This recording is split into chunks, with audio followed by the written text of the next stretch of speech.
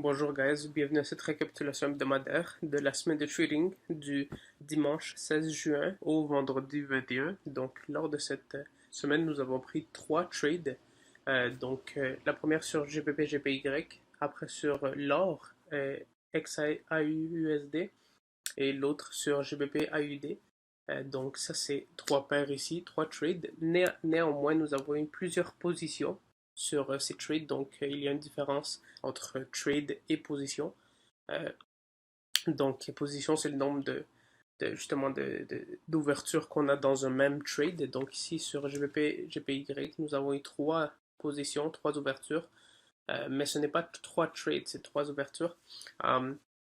Ici donc et sur les deux autres paires, nous avons aussi des positions, plusieurs positions ouvertes. Donc dans ce cas-ci, sur GBP, GPY, qu'est-ce qu'il y a eu? Vous pouvez voir ici cette zone clé de support et résistance qui agit comme support une fois, deux fois, trois fois avant de briser. Et qu'est-ce que nous attendions? Bien évidemment, une correction sur cette zone ici. Donc, comme vous pouvez voir, le prix après nous étions en tendance baissière. Donc, nous avons une grande impulsion, correction sur les côtés. Donc, consolidation ici, impulsion, le bris. Il y a eu le bris de cette zone. Donc, grosse impulsion. Consolidation ici, comme vous pouvez voir. Donc, après une consolidation, qu'est-ce que le prix fait généralement? À ne pas prendre comme une, une signification d'un reversal à 100%. Ça peut simplement dire que ça fait une correction et ça continue dans le même sens, ou que ça vienne euh, corriger un peu plus haut. Donc ici, nous attendions justement une correction un peu plus haut. Et comme vous pouvez voir, cette chandelle japonaise, bougie japonaise euh, haussière est venue briser avec beaucoup de momentum impulsion vers le haut. Donc, qu'est-ce que nous avons fait? Nous avons pris un buy stop, donc signifiant que si le prix arrivait à un niveau spécifique, donc ici dans ce cas c'était 1.35, donc en dehors de la consolidation. Si la consolidation s'effectuait jusqu'à 135, vous pouvez voir totalement à droite, 135, 82, 80, ouais, 82. Et donc nous avons mis ça un pips un peu plus haut, donc 183,5, un pips et demi plus haut, et là il y a eu un bris avec beaucoup de force, beaucoup de volatilité lors de cette bougie japonaise ici qui est arrivée. Et après, nous avons, en attendant d'arriver à notre point d'entrée ici, vers la baisse, nous avons pris le mouvement ici pour 50 pips. Et donc, comme nous voulons continuer avec la tendance, ça c'est contre-tendance, donc ne faites pas ça, à moins que vous ayez de l'expérience. C'est simplement pour laisser savoir, mais il y a toujours beaucoup d'opportunités de potentiel à faire contre la tendance. Nous le faisons. C'est un disclaimer, nous le faisons parce que nous avons plusieurs années d'expérience, mais ne le faites pas. Suivez toujours la tendance. Conseil clé. Donc nous étions en tendance baissière. Impulsion à la baisse, correction sur le côté, continuation ici, une grosse impulsion, correction, dernier sommet ici dans une tendance baissière, donc dernier sommet, dernier creux ici, 61.8 slash ici, donc notre zone clé. Ce qui est arrivé, donc nous sommes rentrés ici aux alentours de 136.45 et nous avons eu 65 pips, nous avons été 65 pips en profit, donc euh, 15 pips de différence par rapport à notre destination. Néanmoins, comme vous pouvez voir, il est arrivé à 65 pips. Nous avons mis le stop loss à break-even aux alentours de 30-40 pips. Mais malheureusement, le prix a fait un revirement et est retourné plus haut. Mais nous avions déjà notre stop loss à break-even, donc 0 pips ici. Um, Qu'est-ce qu'il y a eu par après? Vous pouvez voir, il y a une correction un peu plus approfondie. Donc, soit une correction ou même un changement de tendance, comme vous pouvez voir maintenant. Et le prix est allé un peu plus haut. Donc nous avions justement cette trendline ici clé, donc relié premier creux, deuxième creux, quasiment le troisième creux ici. Ça n'a pas été touché, mais aux alentours.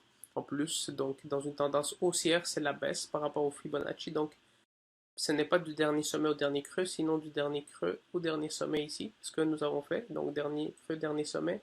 Ça n'a pas été un 61.8, mais comme vous pouvez voir, le price action ici nous dit déjà avec ce bullish flag, donc ça c'est un channel, mais dans ce cas-ci c'est un bullish flag. Vous pouvez voir il y a une impulsion, correction ici, impulsion et correction en consolidation sur le côté, qui est dont ici vous pouvez voir le prix emprisonné dans un bullish flag continuation pattern. Donc, il est arrivé à ce point-là où il a commencé à consolider ici au 50% Fibonacci retracement. Puis plus il était sur le bas de la structure ici du channel. Donc nous avions ici spéculé vers la hausse minimalement jusqu'au dernier sommet, donc à 50 pips ici, que nous avons pris justement. Donc 55 pips ici. En attendant la grande correction, la grande impulsion ici, plus nous avons été sur 5 pips en profit avant de nous faire stopper à break-even. Et par après, la tendance a changé. Vous voyez, ce sommet ici a été brisé. Donc ici, il y a eu un double top, correction dans un flag, et le prix a fermé plus haut, donc tendance haussière. Faites attention aux indications des sommets et des creux de plus en plus haut. Donc justement, nous étions venus chercher 50 pips ici. Pour GBP AUD, qu'est-ce que nous avons eu? Deux positions, donc une à la hausse et l'autre à la baisse, comme vous pouvez voir depuis le début du mois. Donc plutôt le 4 juin, nous avons eu cette ligne de tendance à long terme. Elle a été retestée pendant toutes les semaines jusqu'à maintenant. Donc une fois ici, comme vous pouvez voir. Après, le prix est venu plus haut et venu retester une deuxième fois ici. Et après, il y a une grosse impulsion. Et comme vous pouvez voir encore une fois, un channel ici, mais ce n'est pas une tendance baissière, c'est une correction comme l'autre, une correction un peu plus grosse. Donc ça aussi, c'est un bullish continuation pattern, donc un channel de continuation ici. Et justement, à ce point-ci, qui a eu une confluence avec le bas de la structure, le bas de cette channel, de ce bullish ici, continuation pattern channel ici, a été en confluence avec notre troisième touch, donc premier touch, deuxième touch, troisième touch ici. Donc les trendlines se sont croisés ici. Plus le price action, le prix a indiqué une consolidation. Et comme je vous avais dit tout à l'heure, une consolidation, ça ne veut pas toujours dire, mais avec plusieurs confluences, ça peut signifier un revirement. Donc nous avons eu justement ce revirement, plus dans ce cas-ci justement, donc nous étions en tendance haussière. Ça, c'était une correction profonde, une correction qui a pris toute une semaine là.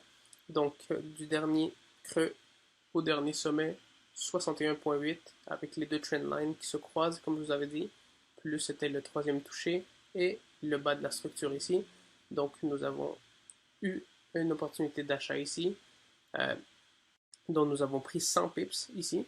Et néanmoins, nous voulions voir si nous pouvions prendre quelques pips en tendance à la baisse, pas en tendance nécessairement. Ça n'a pas duré très longtemps. Donc, au top de la structure du channel, nous avons, donc c'était le premier touché, deuxième touché, troisième touché, au quatrième touché ici, en confluence avec notre zone clé ici, en jaune encore une fois, qui agissait donc ici en tant que support, résistance, la breakout, résistance, breakout encore en haut avec les wicks support. Donc ici nous attendions peut-être une résistance et Fibonacci encore une fois, dernier sommet, dernier creux, 61.8.